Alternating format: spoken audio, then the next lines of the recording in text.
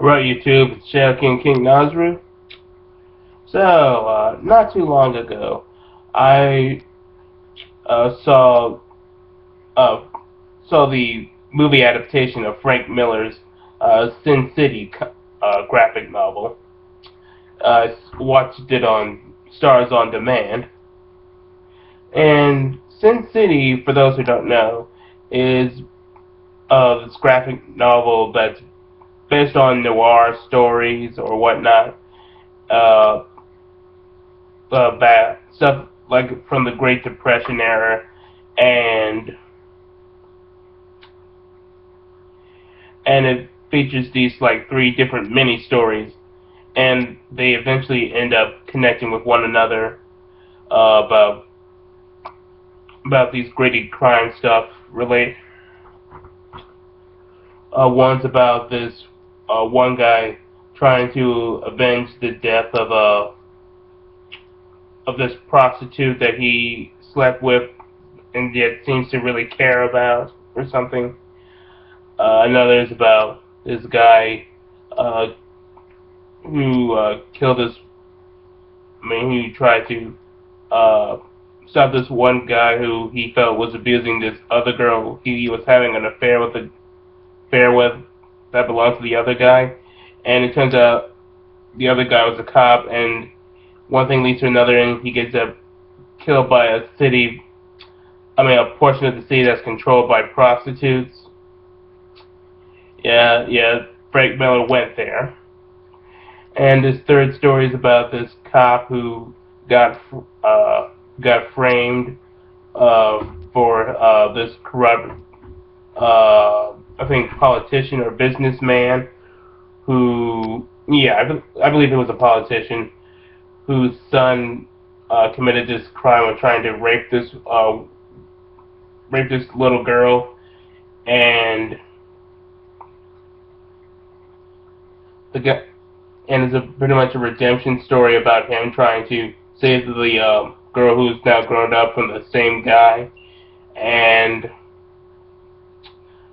yeah, that's basically it. And it's done by Robert Rodriguez, and who tried to keep it as faithful to the story as much as possible. And from an adaptation standpoint, I can respect that. He did it really well. Now, you're probably wondering, do I like this movie? And the answer is no. No, I do not like this movie. It's not the movie in itself's fault, it's the actual story. Based, and it's not Robert Rodriguez's fault, it's Frank Miller's. This is, and it's because it contains all the tropes that we have come to hate Frank Miller for. This, and Link Cara did a video when he was reviewing All-Star Batman and Robin, and saying that that he felt that Frank Miller's been writing Sin City so much that he can't help but just rewrite that, even though when it's not Sin City related. And I gotta agree with him. Sin City definitely looks like the case where Frank Miller just developed the tropes that we come to hate him for, such as sexualizing everything from women to even the city itself. Yeah, that's not just in his version of the spirit. The excessive violence, and I have a very high tolerance for excessive violence, but it just gets a little ridiculous at times. The repetitive dialogue, the I already said sexualization of women, it's making it very sexist.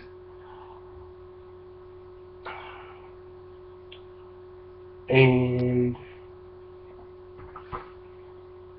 the fact that he tried, and you can feel that Frank Miller in some of these characters feels like it's a self-insertion, like he's just trying to live out his sexual fantasies in these characters when he could just if he's that sexually frustrated, he could just hire a prostitute or something. Yeah. So yeah, as an adaptation of the story, it does well. It does the job well, but I'm just not a big fan. I just can't say I am a fan of the Sin City story. So, on a scale of 1 to 10, this is going to be a little difficult. As an adaptation, I'm going to give it a 10 out of 10, but just from the story in general, I gotta give it like 4, a 4 out of 10. Uh, I would say that I would try to tell Frank Miller if he was watching this that he should uh, try to get away from this kind of stuff and try to go back to making some good stories. But at this point, it's pretty much a wasted endeavor because he's just so much indulged into this that it's pretty much a wasted effort. He's never going to change, and he's just going to keep making himself worse and worse. So that's everything. So stay tuned because I got another special announcement concerning Dragon Ball Z: Battle of the Gods. Stay tuned for that.